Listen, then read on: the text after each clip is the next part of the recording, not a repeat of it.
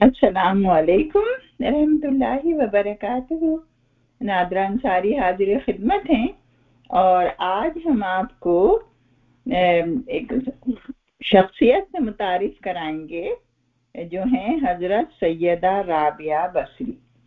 तो आइए शुरू करते हैं। औज़ु बिल्लाहि मिनश शैतानिर रजीम, बिस्मिल्लाहिर रहमानिर रहीम, नहमदुहु व नुसल्ली अला रसूलिहिल करीम व अला अज़वाजिहि व अस्हाबिहि व ज़ुर्रिय्यातिहि अजमईन। रब्बि इश्रह ली सदरी व यस्सिर ली अमरी वाहलुल उक़दतम मिन लिसानी यफ़क़हू क़ौली। मर्दों में तो बहुत से औलिया गुजरे हैं और सूफिया गुजरे हैं और क्या कहते हैं सालिहीन गुजरे हैं, बड़े मशहूर हुए हैं। और लेकिन ख़वातीन भी जो हैं वो किसी से पीछे नहीं रही हैं। और हम जो हज़रत राबिया बसरिया का जिक्र करेंगे तो हज़रत राबिया बसरिया जो हैं वो 97 हिजरी में पैदा हुई और 185 में इनका इंतकाल हुआ।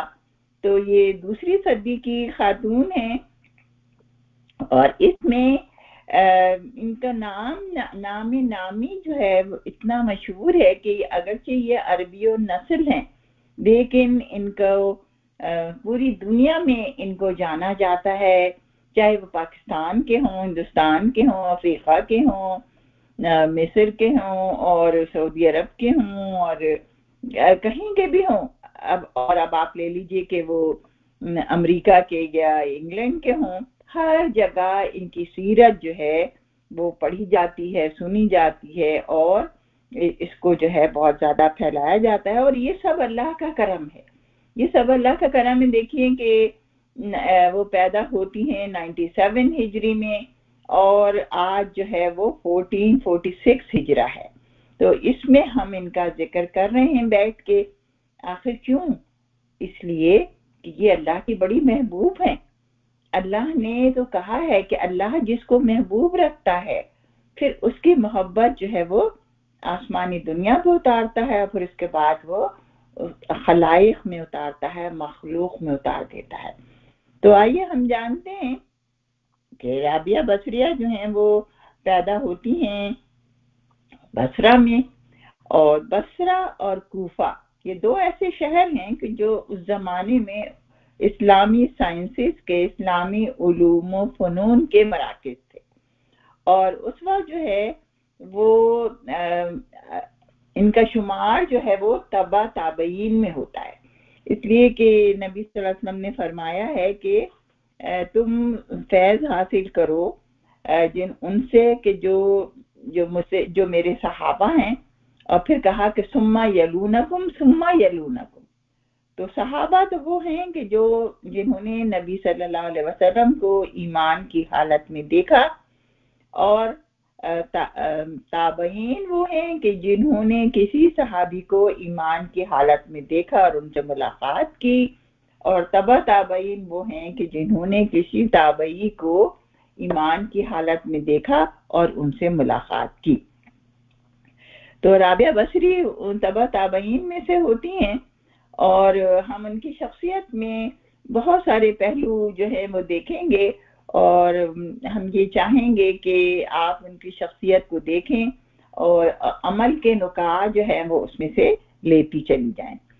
तो राबिया बसरी की पैदाइश का जिक्र हम करते हैं। उनकी पैदाइश जो है वो एक बहुत ही नेक घराने में हुई। शेख इस्माइल उनके वालिद थे और वो बहुत ही जिसे कहना चाहिए ज़ुहद और क़नात का पैकर थे, बहुत गनी थे, बड़े नेक थे। और इसी तरह उनकी वालदा जो थी वो भी बहुत नेक थी, नेक खातून थी। और ये जब पैदा हुई हैं तो ये अपने घर में चौथा बच्चा थी। उनकी बहनें 3 बहनें पहले से मौजूद थी और ये चूंकि इनका नंबर 4 था तो इसलिए इनका नाम राबिया रखा गया। अरबी ज़बान में राबिया चौथी को कहते हैं, नंबर 4। इनका नाम राबिया रखा गया। और गुर्बत का ये आलम था कि उनके घर में तेल भी नहीं था कि बच्चे को तेल लगा देती। तो उन्होंने अपने शौहर से कहा, माँ ने अपने शौहर से कहा कि भाई आप जाके जरा पड़ोसी से थोड़ा सा तेल मांग लाएं। वो नहीं जाना चाहते थे کیونکہ وہ صرف جو ہے صرف اور صرف اللہ کو پکارتے تھے، لیکن بہرحال اس وقت بہت ضرورت تھی اور وہ پڑوس میں گئے، اور رات کا وقت تھا، اتفاق سے پڑوسی جو ہے وہ سو رہا تھا، اس نے دروازہ کھٹکھٹانے کی آواز نہیں سنی ہوگی اور وہ نہیں کھولا گیا دروازہ۔ واپس آ گئے، بڑے غمزدہ تھے کہ دیکھو اللہ کے در کو چھوڑ کر کسی اور کا در کو کھٹکھٹانے کی کوشش کی تو وہ نہیں کھلا، اللہ کا در جو ہے وہ تو ہر وقت کھلا رہتا ہے۔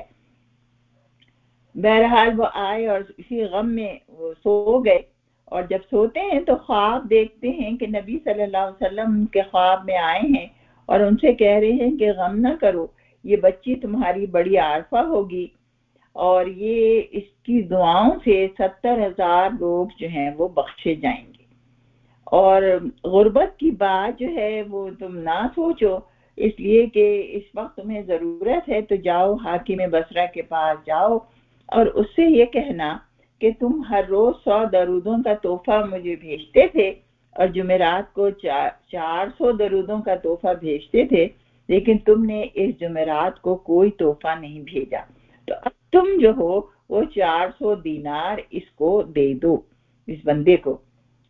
صبح ہوئی تو وہ بڑے خوش ہوئے اور بہت ہی خوش جو ہیں، انہوں نے یہ سارا پیغام جو تھا انہوں نے ایک پرچے پہ لکھا اور وہ حاکم بصرہ کے پاس گئے، اور وہاں آف کورس ان کے شیبی ڈریس کی وجہ سے دربار نے ان کو اندر نہیں جانے دیا، تو انہوں نے کہا کہ اچھا یہ خط پہنچا دو اس کو۔ جیسے ہی یہ خط اس کو بھیجا گیا، پہنچایا گیا، وہ تو دوڑتا ہوا آیا، حاکم بصرہ عیسیٰ زردان اس کا نام تھا، اور وہ آیا اور آ کے ان سے لپٹ گیا اور ان سے کہا کہ آپ کی وجہ سے نبی صلی اللہ علیہ وسلم نے مجھ کو یہ پیغام بھجوایا کہ میرا درود قبول ہو رہا ہے، میرا درود پہنچ رہا ہے، اور اس نے بڑی عزت سے ان کو اپنے پاس بٹھایا اور ان کو 400 دینار دیے اور 1000 دینار جو ہے وہ اس نے غربا میں تقسیم کیے، اس خوشی میں کہ محمد صلی اللہ علیہ وسلم کا پیغام آیا ہے۔ سبحان اللہ، 400 دینار ایک بڑی رقم ہوتی تھی اس زمانے میں، 400 سونے کے سکے، اور ان کا گزارا جو ہے بہت قناعت پسند لوگ تھے، بہت آسانی سے ہوتا رہا اور وہ اپنی عبادتوں اور ریاضتوں میں مشغول رہے۔ ان کی یہ بچی جو تھی شروع سے جو ہے بہت زیادہ ذہین تھی، فتین تھی رابعہ، اور بہت زیادہ اس طرح کی باتیں کرتی تھیں کہ ان پہ جو ہے وہ جو بڑے بڑے لوگ علماء کرتے ہیں۔ 5 سال کی تھیں، اف کورس جس ماحول میں وہ پرورش پا رہی تھیں وہاں بھی ایسی ہی باتیں ہوتی تھیں، نیک لوگ تھے۔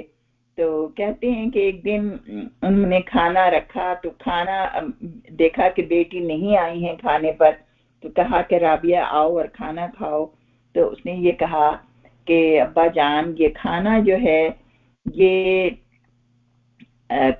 بھوک پر صبر کرنا بہتر ہے، اس لیے اس سے پہلے کہ آگ پر صبر کرنا پڑے۔ اور قرآن کی ایک آیت ہے کہ وما اصبرہم علی النار، کہ کیسے لوگ آگ پر صبر کریں گے۔ تو انہوں نے یہ پیغام دیا، انڈائریکٹلی یہ پیغام دیا کہ یہ کھانا جو ہے کہیں حرام تو نہیں ہے، کہیں اس میں کوئی شبہ تو نہیں ہے حرام کا۔ بہرحال انہوں نے اپنی بات کہہ دی اور بہت ان کے باپ جو تھے بہت حیران رہ گئے۔ ان کا بیٹی کبھی تم نے سوچا ہے کہ ہم نے کبھی حرام کھانے کو ترجیح دی ہو اگرچہ ہم کتنے ہی بھوکے ہوں؟ لیکن الحمدللہ بچی 5 سال کی ہو گئیں، 6 سال کی ہو گئیں، 7 سال کی ہو گئیں، اور اسی طرح پرورش پاتی رہی اپنے گھر میں، یہاں تک کہ ان کے والد کا انتقال ہو گیا اور والدہ بھی وفات پا گئی۔ اور اس کے بعد ایسا ہوتا ہے کہ ان کے گھر میں جو ہے وہ ان کے شہر میں جو ہے وہ قحط آ جاتا ہے، ان کے شہر میں قحط پڑ جاتا ہے اور وہ لوگ بڑے پریشان ہوتے ہیں، اور کیا کریں، تو چاروں بہنیں جو ہیں وہ نکلتی ہیں، سفر کرتی ہیں کہ چلے دوسرے شہر چلتے ہیں، اور جب وہاں جاتی ہیں تو راستے میں ایک شخص جو ہے وہ سب سے چھوٹی بہن پہ ہاتھ ڈالتا ہے، اس لیے کہ اس کو پتا ہے کہ بڑی بہنیں تو مقابلہ کریں گی، تو چھوٹی بہن کو پکڑ کر لے جاتا ہے اور جا کے بازار میں بیچ دیتا ہے۔ تو یہ اس زمانے میں غلاموں کی منڈی ہوتی تھی، اور غلام انسان بکتے تھے، اور پھر وہ لوگ انہیں خرید کے غلام بنا لیتے تھے۔ تو آپ یہ دیکھیں کہ وہ بچی ہے، وہ بک گئی ہے، اور یہ کوئی انوکھی بات نہیں ہے، آج بھی ایسا ہوتا ہے، جب لوگ بھوک سے مجبور ہوتے ہیں تو اپنی اولاد کو بیچ دیتے ہیں۔ اور شخص نے جس شخص نے اسے خریدا، اس کا نام عتیق تھا، اور وہ بڑا ظالم آدمی تھا، بڑا ظالم آدمی تھا، اور وہ مستقل جو ہے ان سے کام لیتا تھا۔ اب 8-10 سال کی بچی ہے، اب اسے کام لے رہا ہے اس قدر، پورے گھر کا کام کروانا، اور اس زمانے میں تو کام بھی بڑے مشکل ہوتے تھے کہ دور سے پانی بھر کے لانا، اور صفائیاں کرنا، اور کھانے بنانا، جو بھی کچھ ہوتا، اور بہت کم ان کو کھانا دیتا تھا۔ اور وہ جو تھیں رابعہ بصریہ جو تھیں، وہ بہت ہی خوش اسلوبی سے کام کرتی تھیں، بہت اچھی طرح کام کرتی تھیں، اور سارا دن کام کرتی تھیں، اور کم کھانے کی وجہ سے اور زیادہ محنت کی وجہ سے وہ ان کو چہرہ بڑا بیمار زدہ ہو گیا۔ تو اس نے پوچھا آقا نے کہ کیا تم بیمار ہو؟ تو انہوں نے کہا کہ نہیں۔ کیا مجھ سے کام میں کوئی کوتاہی ہوئی ہے؟ انہوں نے کہا نہیں، کام تو تم ٹھیک کر رہی ہو، اور لیکن تم بیمار لگ رہی ہو۔ اور دیکھیں کہ وہ جو ہیں اسی طرح رہتی رہیں، کام کرتی رہیں، اور ایک مرتبہ ان کا بازو ٹوٹ گیا، اور بازو ٹوٹنے کے بعد جو ہے وہ ان کے کام میں ظاہر بہت خلل آیا، اور تو پھر وہ اللہ کے حضور جو ہیں ایک روز بہت گریہ زاری کر رہی ہیں، اور اللہ تعالیٰ سے کہہ رہی ہیں اے اللہ میں غریب ہوں، اے اللہ میں مسکین ہوں، اے اللہ تو نے مجھے اپنی مخلوق کے سپرد کر دیا ہے، اے اللہ میں تیرے احکام دل میں نہیں بجا لا سکتی، اس لیے کہ میں غلام ہوں، خادمہ ہوں، تو اے اللہ میں سارے حکم تیرے بجا لانا چاہتی ہوں ٹائم پہ، لیکن نہیں کر سکتی، اے اللہ میں تیرے حضور حاضر ہوں، اے اللہ میری مدد فرما۔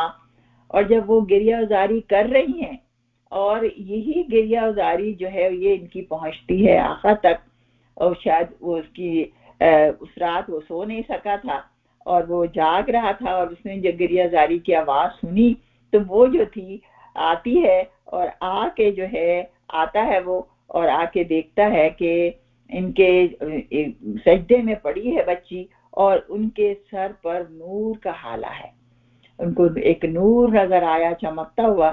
اور جب اس نے یہ دیکھا کہ یہ تو بچی بہت ہی عبادت گزار ہے اور بہت ہی نیک ہے، تو انہوں نے جو ہے وہ واپس چلا گیا، اور صبح کو اٹھ کے اس نے کہا کہ مجھے معاف کر دو رابعہ، مجھے معاف کر دو، میں نے تمہارے ساتھ جو بھی زیادتی کی ہے، تم جو ہو میری طرف سے آزاد ہو، تم جہاں چاہو جا سکتی ہو، تم جو ہو چاہو تو میرے ساتھ رہ سکتی ہو، چاہو تو جہاں چاہو چلی جاؤ۔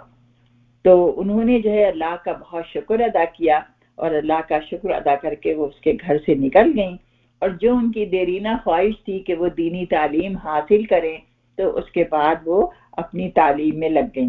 وہ 12 برس کی بچی جو ہے وہ تعلیم حاصل کرنے لگی، بصرہ میں جو مکتب تھے وہاں جانے لگیں، اور وہاں درسوں میں شریک ہونے لگیں، انہوں نے قرآن حفظ کیا، انہوں نے حدیث کی تعلیم حاصل کی، انہوں نے فقہ کی تعلیم حاصل کی، اور جب یہاں سے ختم ہو گیا تو جتنا بھی وہ علم وہاں سے لے سکتی تھی تو پھر وہ کوفہ چلی گئی۔ کوفہ میں جو ہے انہوں نے خوب دل کھول کے علم حاصل کیا۔ تو آپ یہ نہ سمجھیے گا کہ وہ تو غریب تھیں اور نہ ان کا کوئی در تھا، نہ گھر تھا، نہ ٹھکانہ تھا، تو کیسے حاصل کر لی تعلیم؟ یاد رکھیے اسلامی حکومتیں تھیں، اور اس میں جو ہے وہ اس حکومت کی طرف سے گرانٹس ملتی تھی، حکومت جو ہے طالب علموں کے لیے بہت سہولتیں فراہم کرتی تھی، وظیفے دیتی تھی ہر مہینے، اور اس کے علاوہ مخیر حضرات جو تھے، جو مالدار لوگ تھے، وہ بھی بڑی قدر کرتے تھے علم حاصل کرنے والوں کی۔ تو اس طرح انہوں نے علم حاصل کیا، اور علم حاصل کر کے جب بصرہ واپس آتی ہیں تو بصرہ میں پھر انہوں نے تعلیم کا سلسلہ شروع کر دیا، بہت زیادہ جو ہے ان کے درس میں لوگ آنے لگے، اور یہاں تک کہ ہم بڑے بڑے نام ہم سنتے ہیں کہ امام کیا کہتے ہیں سفیان ثوری ہیں اور سفیان ثوری ہیں اور مالک بن دینار ہیں، شفیق بلخی ہیں، یہ بڑے بڑے امام گزرے ہیں اپنے وقت کے. اور سفیان ثوری جو ہیں یہ تو امام ابو حنیفہ کے ہم اثر تھے.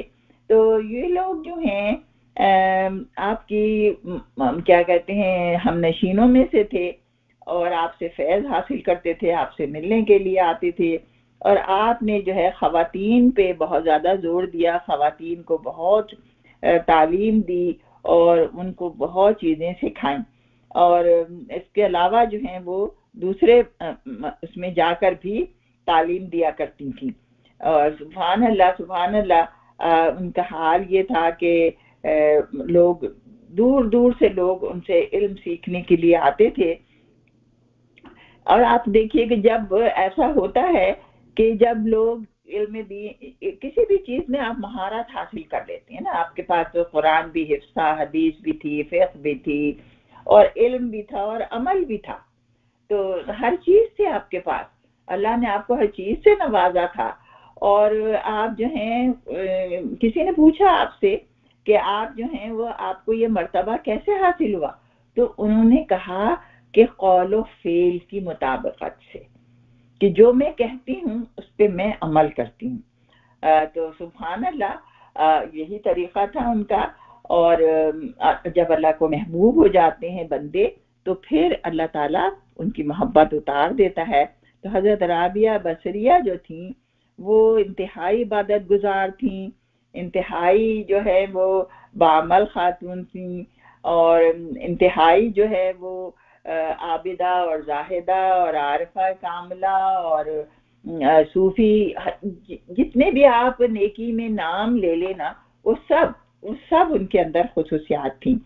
اور اس کے بعد یہ ہے کہ ایسا بھی ہوا کہ کچھ لوگ ملنے کے لیے آئے اور آپ سے بحث کرنے لگے کہ رابعہ اتنی محنت کرتی ہو، عابدہ ہو اور زاہدہ ہو، لیکن تمہارا رتبہ تو زیادہ بڑھنے والا نہیں ہے، اس لیے کہ مرد حضرات جو ہیں وہ نبی ہوئے ہیں، اولیاء ہوئے ہیں، صدیق ہیں، شہداء ہیں، تمہارا رتبہ کتنا بڑھ جائے گا، اتنی محنت کرتی ہو.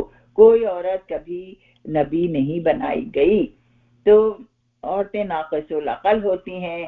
آپ سنتی رہیں اور اس کے بعد آپ نے ایسا پیارا جواب دیا. انہوں نے کہا کہ مردوں میں تم کو معلوم ہے کہ مردوں نے تو خدائی تک کا دعویٰ کر دیا. اور فرعون نے کہا تھا نا انا ربکم الاعلی، کہ میں سب سے بڑا رب ہوں تمہارا. تو کہا کہ کسی عورت نے خدائی کا دعویٰ کبھی نہیں کیا. اور پھر انہوں نے یہ کہا کہ اللہ نے عورت کو ایسا بنایا ہے اور اسی کی گود میں اسی سے پیدا ہوئے ہیں نبی اور صدیق اور شہداء اور ولی، تو اسی سے پیدا ہوئے ہیں اور اسی کے گودوں میں پل کر جوان ہوئے ہیں، اسی کے گودوں میں پل کر بڑے ہیں. تو یہ رتبہ کیا کم ہے عورت کے لیے؟ عورت کے لیے تو بہت بڑا رتبہ ہے یہ. تو سبحان اللہ لوگ جو تھے وہ خاموش ہو گئے. اور اسی طرح ایک مرتبہ کسی نے کہا کہ آپ تو رحمان کی دوستی سے آپ کی بڑی دوستی ہے، تو شیطان سے دشمنی ہے آپ کی؟ شیطان سے جو ہے وہ کتنی دشمنی رکھتی ہیں آپ؟ شیطان کو تو اللہ نے بھی کہا کہ عدو مبین، وہ تمہارا کھلا دشمن ہے. تو انہوں نے جواب دیا کہ میں تو ابھی رحمان کی دوستی سے ہی مجھے فرصت نہیں ملی، میں تو رحمان ہی کو جاننے کی کوشش کر رہی ہوں، میں تو رحمان کے قریب ہونے کی کوشش کر رہی ہوں. میں تو دن رات یہ دعائیں کرتی ہوں کہ اللہ تعالیٰ میرے اور میرے رحمان کی دوستی کے درمیان کوئی حائل نہ ہو جائے. مجھے اللہ تو ہر اس چیز سے مستغنی کر دے کہ جو میرے اور تیرے درمیان آئے. اور دن رات اس کوشش میں ہوں اور ابھی تک میں جو ہوں یہ مطمئن نہیں ہوں کہ میری دوستی میرے رب سے بہت زیادہ ہو گئی ہے اور مستقل میں اس کے قریب ہونے کی کوشش کرتی رہتی ہوں. مجھے تو فرصت ہی نہیں ہے کہ میں شیطان سے دشمنی کروں. سبحان اللہ سبحان اللہ. تو اس طرح کی بہت ساری چیزیں ہمیں ملتی ہیں. ان کی علم دوستی ہے، ان کی اللہ سے دوستی ہے، اللہ کی معرفت ہے، اللہ کو جاننا ہے. اور اس سلسلے میں ہمارے پاس بہت سے واقعات ہیں کہ جو ہم آپ کو سناتے ہیں کہ حضرت ایک دفعہ وہ بیمار ہو گئیں تو سفیان ثوری جو ہیں وہ ان سے ملنے کے لیے آئے اور کہتے ہیں کہ ایک رعب طاری ہو گیا، اس لیے کہ جو بھی اللہ کے بندے ہوتے ہیں تو اللہ ان کی مدد رعب سے کرتا ہے. تو وہ رعب جب وہ آئے تو ایک رعب تھا تو بڑی خاموشی تھی. تو پھر انہوں نے کہا رابعہ نے کہ کوئی بات کرو. تو انہوں نے کہا کہ یہ کہا کہ آپ تو خود اتنی نیک خاتون ہیں، آپ اپنے لیے دعا کیوں نہیں کرتی؟ جو آپ اتنی بیمار ہیں آپ اپنے لیے دعا کیوں نہیں کرتی؟ تو انہوں نے کہا کہ تم کو پتا ہے یہ بیماری تو اسی حبیب کی دی ہوئی ہے، تو جب اس حبیب نے مجھے یہ بیماری دی ہے وہ تو میرا حال جانتا ہے، تو اب میں یہ کہوں کہ اس بیماری کو دور کر دے، کیا میں اپنے حبیب کی مخالفت کروں؟ یہ تم نے کیسی بات کہہ دی؟ تو سبحان اللہ، اسی کو نفس مطمئن کہتے ہیں کہ جو ہر چیز سے مطمئن ہو جائے جو اسے پیش آئے.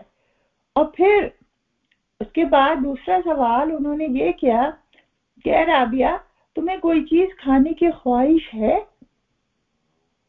تو انہوں نے کہا کہ 12 برس سے مجھے یہ خواہش ہے کہ بصرہ میں تازہ کھجور کھاؤں، اور بصرہ میں تازہ کھجوریں بہت ملتی ہیں اور بہت سستی ہوتی ہیں، مگر میں اپنی اوقات دیکھتی ہوں کہ میں تو غلام ہوں اور غلام کی کوئی خواہش نہیں ہوتی، مالک کی جو خواہش ہے وہی غلام کی خواہش ہوتی ہے. تو میں نے آج تک وہ کھجوریں نہیں کھائیں. کہتے ہیں سفیان ثوری کہ وہ حیرت زدہ رہ گئے اور خاموش رہے اور پھر وہاں سے اٹھ کر چلے گئے. اور سبحان اللہ یہ ان کی نفسی بے غرضی کہیے یا آپ اس کو یہ کہیے کہ دنیا سے بے رغبتی کہیے، اس کو آپ زہد کہیے، قناعت کہیے، آپ اس کو کوئی بھی نام دے دیں، مگر رابعہ کی جو ہے یہ اخلاق تھے اور یہ صفات تھی. ایک دفعہ ہم دیکھتے ہیں کہ حضرت رابعہ بصریہ جو تھی وہ ان کے پاس کچھ لوگ ملنے کے لیے آئے اور کھانے کا وقت ہو گیا تو انہوں نے اپنی خادمہ سے پوچھا کہ بھائی کچھ کھانا ہے؟ تو انہوں نے کہا بس ایک روٹی ہے. تو اتنے میں فوراً ہی دروازے پہ سائل آیا کہ اللہ کے نام پہ کھانا دو. تو انہوں نے کہا یہ روٹی اسے دے دو. اب وہ روٹی لے کے چلا گیا. اب وہ روٹی بھی گئی. اب کیا کھلائے مہمانوں کو؟ تو تھوڑی دیر بعد ہی دیکھتے ہیں کہ ایک آدمی آتا ہے اور کھانا لے کر آتا ہے، روٹیاں بھی ہیں، سالن بھی ہے. تو وہ کہتی ہیں اچھا روٹیاں گنو. تو جب روٹیاں گنتے ہیں تو اس میں 8 روٹیاں ہیں. تو وہ کہتی ہیں اس کو واپس کر دو، یہ کھانا ہمارے لیے نہیں آیا ہے. وہ واپس کر دیتی ہے کھانا. خادمہ کہتی ہے یہ لیں بھائی آپ نے تو آیا ہوا کھانا واپس کر دیا، اب کیا ہوگا؟ تھوڑی دیر بعد وہ آتا ہے آدمی اور کہتا ہے کہ مالکن نے آپ کو یہ کھانا بھیجا ہے. اب جو گنتی ہیں روٹیاں تو 10 ہیں اس کے اندر روٹیاں. وہ کہتی ہیں ہاں یہ کھانا ہمارے لیے آیا ہے. اور دیکھیں یہ کیا چیز تھی، یہ کھانا وہ لیتی ہیں، کھانا رکھتی ہیں، کھانا کھلاتی ہیں مہمانوں کو. لیکن ہمارے سوچنے کی بات یہ ہے کہ اس میں کہ دراصل ان کو اللہ کے اس بات کا یقین تھا کہ جس میں اللہ تعالیٰ نے کہا ہے کہ منجا بالحسنتی فلہو عشر امثالہا، کہ جس نے ایک نیکی کی اس کا اجر اللہ 10 گنا دنیا میں دے گا اور آخرت میں تو وہ کتنا ہی زیادہ دے گا جو اس کی مرضی ہوگی. تو وہ ایک روٹی کے بدلے ان کو 10 روٹیاں مل گئیں. الحمدللہ، سبحان اللہ. یہ یقین اور ایمان کی دولت تھی کہ جو انہوں نے جو ہے وہ اس کا جو ہے بتایا. اسی طرح جو رابعہ بصری کے بارے میں آتا ہے کہ کسی نے ان سے کہا کہ آپ مجھے نصیحت کیجئے، تو انہوں نے کہا کہ جس طرح موم اپنے آپ کو جلا کر دوسروں کو روشنی پہنچاتی ہے، اسی طرح تم بھی اپنے آپ کو جلاؤ. اب دیکھیں کہ یہ کیا تھا، یہ آپ نے یہ بتایا کہ موم کا کام جو ہے، آپ کو پتہ ہے موم بتی ہوتی ہے، کینڈل، تو جب کینڈل جلتی ہے نا تبھی تو روشنی ہوتی ہے. تو جب یہ کہا کہ تم نے اتنا علم حاصل کیا ہے، اب تم اس کی روشنی پھیلاؤ، اب اپنے آپ کو جلاؤ، اب اپنے آپ کو کھپاؤ اس کام میں کہ دنیا کو دین کا علم پھیلاؤ، دنیا کو دین کا علم پہنچاؤ، اس کو دو جو تمہیں حاصل ہوا ہے. بالکل اس طرح جس طرح موم جلتا ہے اور پھر روشنی ہوتی ہے، تو تم جلو گے، تم محنت کرو گے تو پھر دین کا علم پھیلے گا اور لوگ اس سے فیض یاب ہوں گے. تو سبحان اللہ. اسی طرح ایک دفعہ ایک شخص نے ان سے کہا کہ آپ جو ہیں وہ جنت کے بارے میں کیا کہتی ہیں؟ تو انہوں نے کہا بھائی پہلے ہمسایہ. اور یہ سوال جو ہے یہ دراصل امام غزالی جو ہے احیاء علوم الدین میں لکھتے ہیں کہ یہ کسی نے ان سے سوال کیا کہ جنت کے بارے میں آپ کیا کہتی ہیں، تو انہوں نے کہا کہ بھائی پہلے ہمسایہ اور پھر مکان. اب دیکھیں ذہین و فطین تھی، بات بھی کیا خوبصورت انداز میں کرتی تھی. تو اس کا جواب وہ لکھتے ہیں کہ ہمسائے سے مراد ان کی یہ تھی کہ اللہ سبحانہ تعالیٰ سے دوستی کرو، اللہ سبحانہ تعالیٰ کے قریب ہو، اس کی ہمسائیگی حاصل کرو، اس کے قریب زیادہ سے زیادہ ہو. تو جب قریب ہوگی تو مکان بھی مل جائے گا. یعنی جب انسان اللہ کی معرفت حاصل کرے گا، اس سے محبت کرے گا، اس کے احکام بجا لائے گا، اس کی مرضی کو اپنی مرضی سمجھے گا، تو پھر اللہ اس کو وہ دے گا کہ جو اس نے اس کے لیے تیار کر رکھا ہے، یعنی جنت. اس کو وہ چیز عطا کرے گا، یعنی مکان. سبحان اللہ. اسی طرح ایک دفعہ وہ جا رہی تھیں تو کہیں واز ہو رہا تھا تو آپ وہاں بیٹھ گئیں. تو وہاں بیٹھی تو وہ وائس کہہ رہا تھا کہ لوگوں، جہنم بڑی بری چیز ہے، جہنم سے بچو، جہنم میں یہ ہوگا، جہنم میں پیپ ہوگی، جہنم میں کھولتا ہوا پانی ہوگا، جہنم میں جو ہے زقوم کا درخت ہوگا، سوکھی خاردار گھاس ہوگی، لوگوں جہنم سے بچو، لوگوں جنت میں آنے کی تیاریاں کرو، جنت میں جو اللہ نے باغ رکھے ہیں، جنت میں اللہ نے نہریں بہائی ہیں دودھ کی اور شہد کی، اور جنت میں حوریں ہیں، اور جنت میں یہ ہیں. تو آپ سن رہی تھی، سنتے سنتے آپ کھڑی ہو گئی. انہوں نے کہا بس کرو. رابعہ بصری کہتی ہیں بس کرو، تم جو ہو یہ کب تک لوگوں کو غافل رکھو گے، کب تک لوگوں کو جنت اور دوزخ میں مشغول رکھو گے تم. دیکھو سب سے پہلے اللہ سے تعلق پیدا کرو، اللہ سے محبت پیدا کرو. یہ کیا تم لوگوں کو جو ہے یہ اس میں لگاتے ہو جنت دوزخ میں. تو وہ آدمی جو تھا وائس ناراض ہو گیا. اس نے کہا تو نکر بولا کہ ارے بھائی تو دیوانی ہے رابعہ، تو جا یہاں سے، تیری سمجھ میں نہیں آتا. تو انہوں نے کہا میں دیوانی نہیں ہوں، دراصل دیوانہ تو ہے. تو نے اللہ کی محبت کے درس نہیں دیے، تو نے لوگوں کو اس کے اندر رکھا ہے.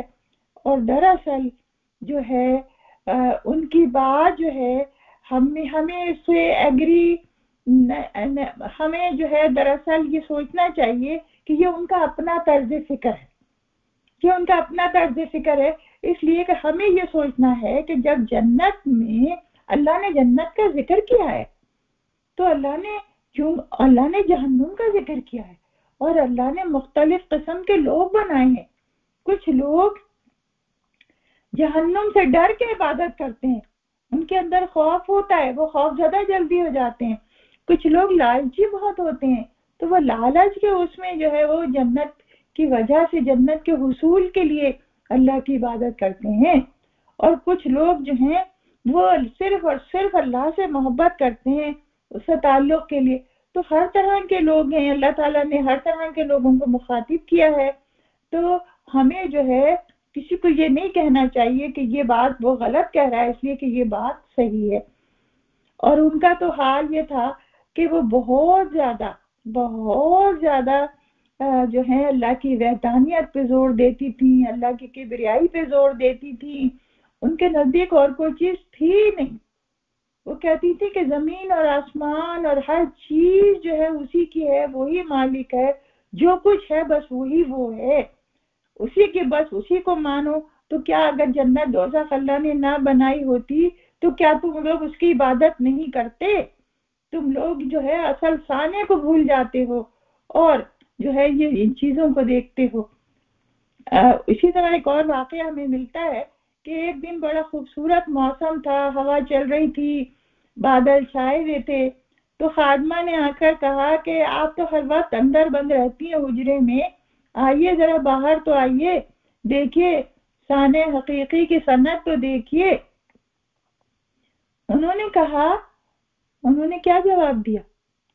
انہوں نے یہ جواب دیا کہ بھائی ابھی تو میں سانے حقیقی کو ہی جان رہی ہوں، ابھی تو میں سانے حقیقی کو ہی نہیں پوری طرح پہچان سکی، پھر بعد میں جب اس کو پہچان لوں گی تو اس کی صنعت کو دیکھوں گی۔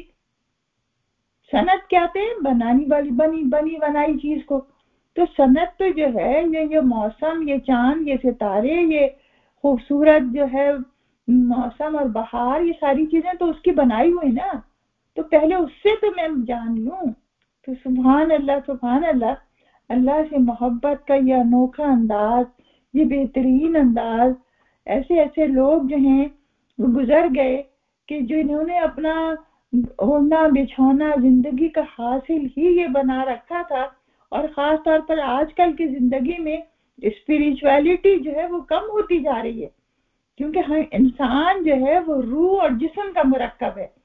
انسان اپنے جسم کا تو بہت خیال کر رہا ہے، بہت زیادہ اس کی تگ و دو میں ہے کہ وہ بہترین ہو، بہت لائق ہو اور قابل ہو اور صحت مند ہو، لیکن روح اس کی مردہ ہوتی جا رہی ہے۔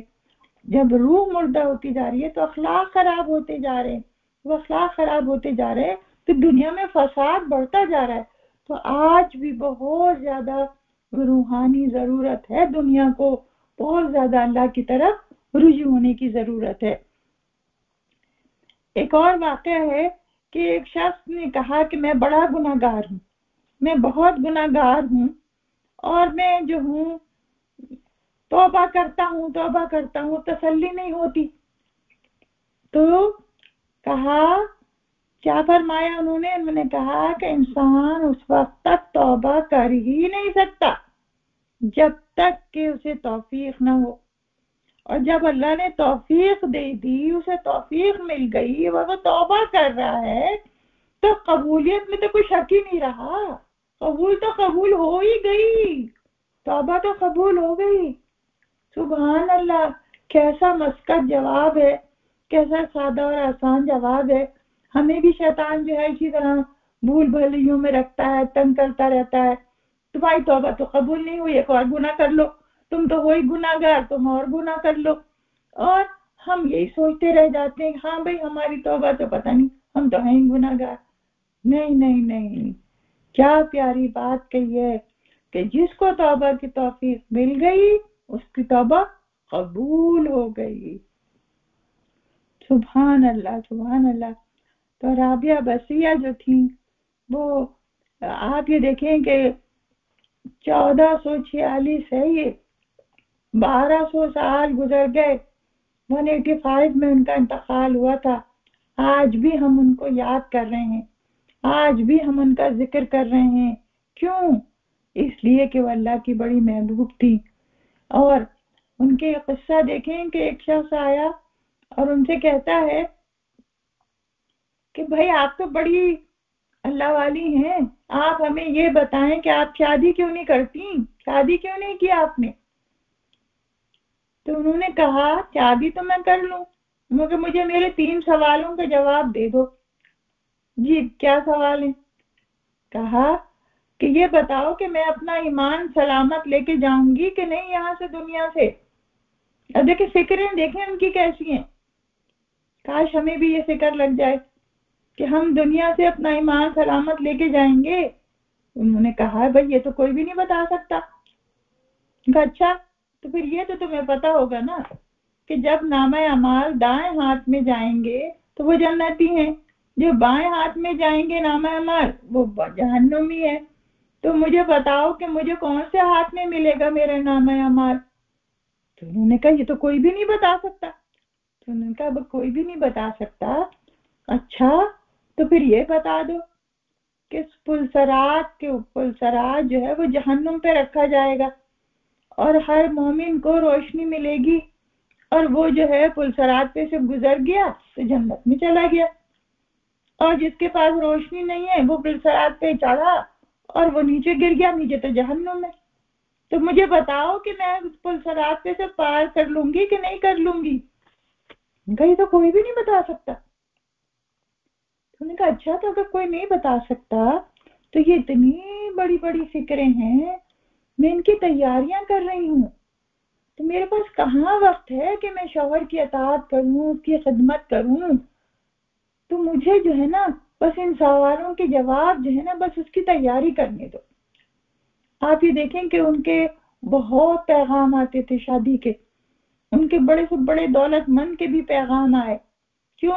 کس قدر مشہور ہو گئی تھی کہ ہر کوئی چاہتا تھا کہ ان سے شادی کر لے، اور بڑے بڑے عالموں اور زاہدوں کے بھی پیغام آئے، کیوں؟ اس لیے کہ وہ چاہتے تھے کہ اتنی بڑی قابل عورت ہے شادی کر لیں، اور زاہد لوگ جو ہے عبادت گزار لوگ یہ چاہتے تھے کہ ہماری بھی بخشش ہو جائے گی ان کے ساتھ رہیں گے تو ہر طرح کے ہر عمر کے لوگوں کے ساتھ ان کے پیغام آتے تھے، مگر وہ جو ہے وہ منع کر دیتی تھیں اور ناراض ہوتی تھیں کہ بھائی تم لوگ مجھے چھوڑ دو، مجھے میرے اللہ کو چھوڑ دو ساتھ میں بس۔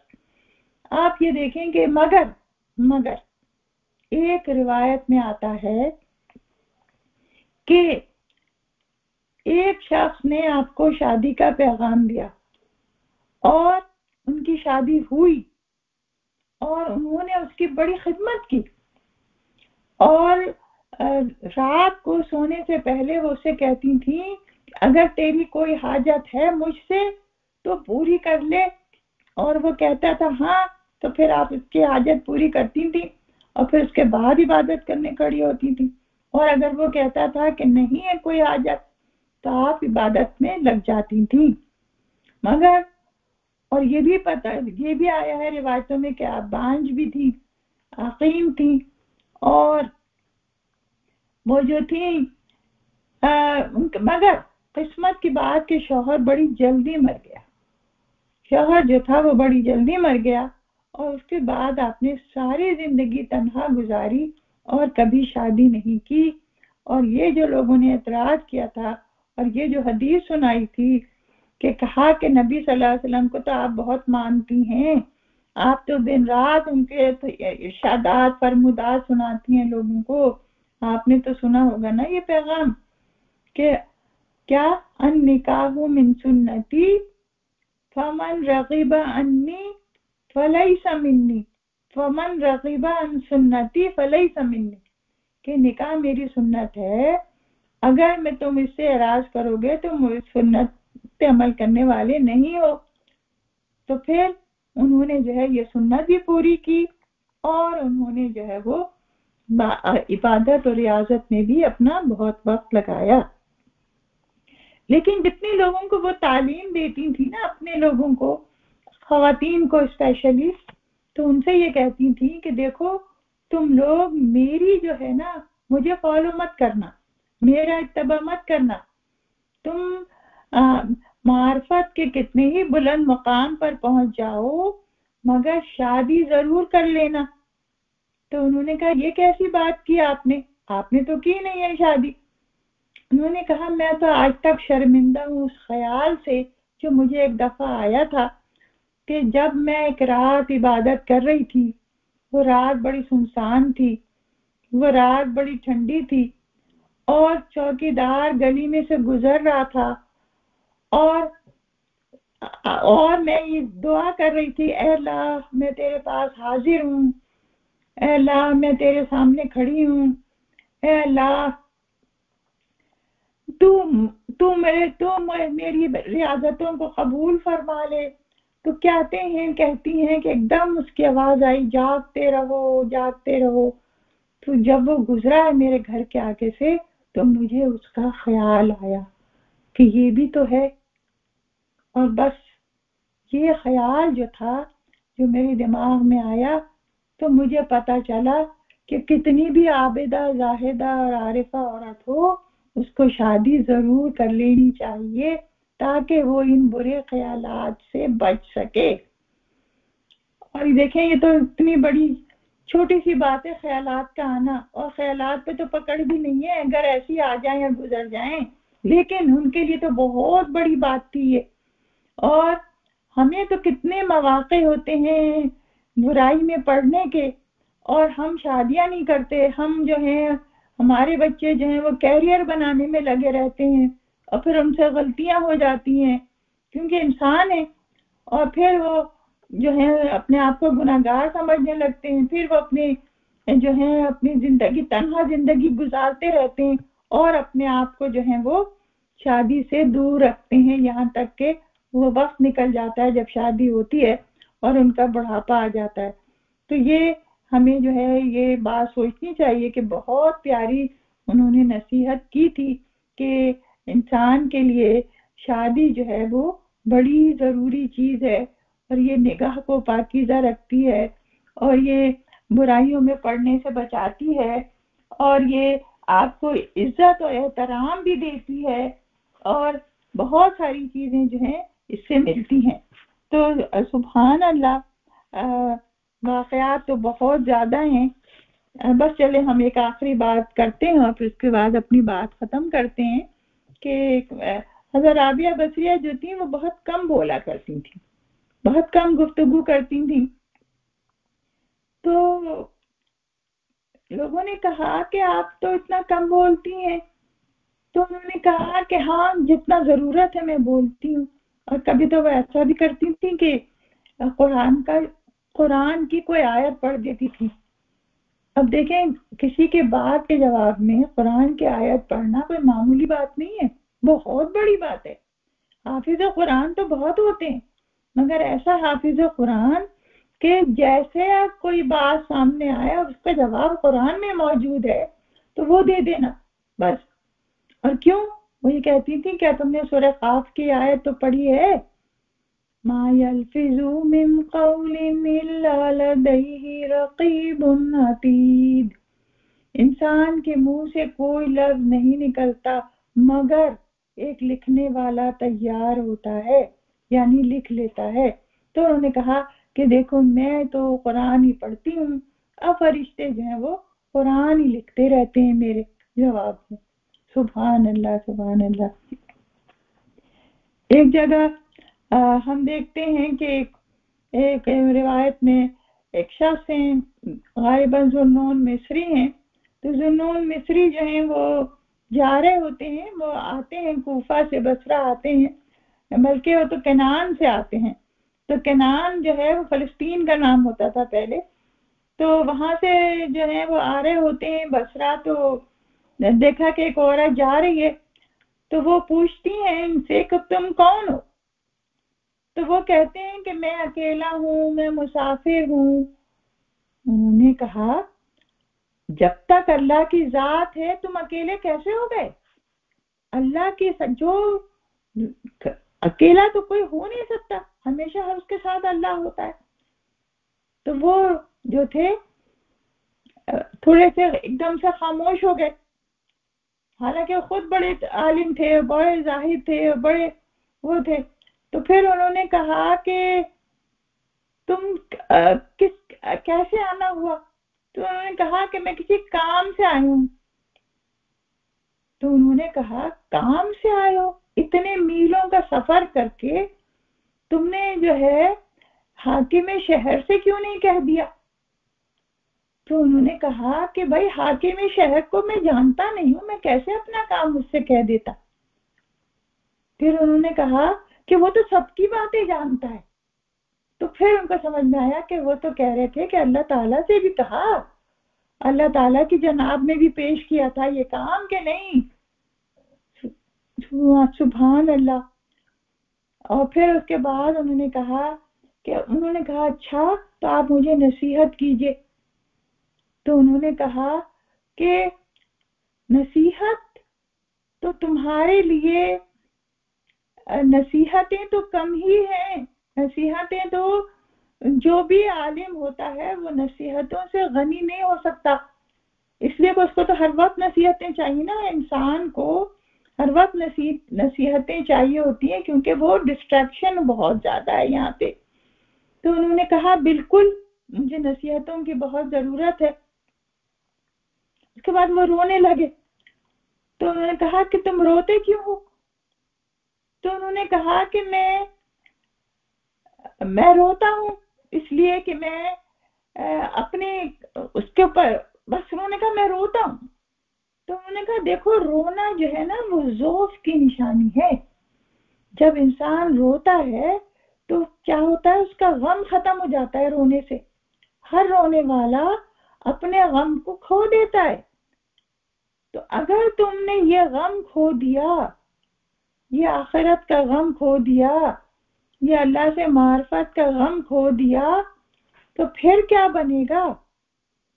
یہ انہوں نے کہا نہیں، مگر دراصل اس کا یہ مطلب نکلتا ہے. انہوں نے بس یہ کہا کہ رونے سے تو غم ختم ہو جاتا ہے، بس یہ جملہ بولا انہوں نے. اور اس کے بعد انہوں نے کہا حق اللہ حق اللہ، اور وہ کہتی ہوئی جو ہے وہ آگے نکل گئی اور مستقل کہہ رہی تھی کہ اے اللہ تو مجھے کب تک چھوڑے گا اس میں، اے اللہ تو نے مجھے مجھے اس کے اندر اکیلا چھوڑ دیا ہے دنیا کے قید خانے میں، تو مجھے جو ہے کب تک چھوڑے گا. اور وہ کہتے ہیں کہ میں وہاں کھڑا رہا یہاں تک کہ ان کی آواز جو ہے وہ ختم ہو گئی، یعنی کہ بہت دور نکل گئی وہ. تو یہ کہ سبحان اللہ سبحان اللہ، اللہ کے بندے جو ہیں وہ ایسے ہی ہوتے ہیں، اور وہ جو ہیں دوسروں کو بھی دین کی طرف لاتے ہیں اور خود بھی دین پر رہتے ہیں. تو اللہ سے دعا ہے کہ اللہ تعالیٰ مجھے اور آپ کو جو ہے وہ اسی طرح دین پہ چلنے والا بنائے، اور رابعہ کی زندگی سے جو ہمیں سبق ملتے ہیں وہ سبق لینے والا بنائے ہمیں، اور ہماری روحانی ترقی میں اللہ تعالیٰ ہماری مدد کرے، کیونکہ روحانی ترقی جو ہے وہ انتہائی ضروری ہے. کیونکہ یہ روح جو ہے یہی جائے گی اللہ کے پاس، جسم تو مٹی ہو جائے گا، اور یہی روح نیک اعمال کرے گی. اور آپ یہ دیکھیں کہ کہتے ہیں کہ رابعہ بصریہ جو تھی وہ جب بیمار تھی اور تو ان کے پاس کچھ لوگ بیٹھے ہوئے تھے، تو انہوں نے کہا کہ اب تم جاؤ، کچھ اور لوگ آنے والے ہیں. تو وہ لوگ چلے گئے. تو خادمہ نے کہا کہ کون لوگ آنے والے ہیں؟ کوئی بھی نہیں آنے والا. انہوں نے کہا نہیں، وہ فرشتے انتظار میں کھڑے، وہ آ رہے ہیں مجھے لینے، اور تم جو ہو دیکھو میں مر جاؤں تو پھر تم مجھے رات کو ہی دفنا دینا، صبح مت کرنا میرے لیے. اور تھوڑی ہی دیر بعد ان کا انتقال ہو گیا.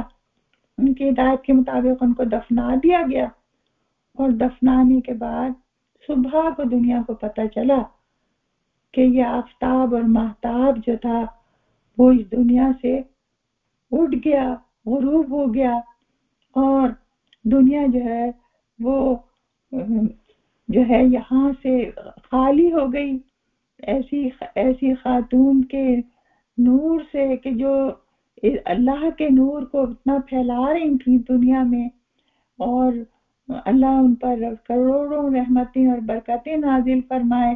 ان کا مزار کہتے ہیں کہ بصرہ میں ہے، کچھ لوگ کہتے ہیں کہ جو فلسطین میں ماؤنٹ اولیو ہے اس میں جو ہے غار میں ان کی قبر ہے. بہرحال جہاں بھی ہو، اللہ سبحانہ تعالیٰ نے ان کا نام نامی جو ہے وہ زندہ رکھا ہے. ہم جو ہیں وہ دعا کرتے ہیں، اس دعا پہ ختم کرتے ہیں اللہم انی اسألک حبک وحب من یحبک والعمل الذی یبلغنی حبک اللہم اجعل حبک احب الی من ولد ووالد والناس اجمعین۔ اس کا ترجمہ ہے کہ اللہ میں آپ سے آپ کی محبت کا سوال کرتی ہوں، اے اللہ میں آپ سے ان کی محبت کا سوال کرتی ہوں جو آپ سے محبت رکھتے ہیں، اے اللہ میں اس عمل کا سوال کرتی ہوں جو آپ کی محبت تک مجھے لے جائے، اے اللہ تعالیٰ آپ کی محبت میرے دل میں ساری دنیا کے انسانوں سے بڑھ کر ہو جائے۔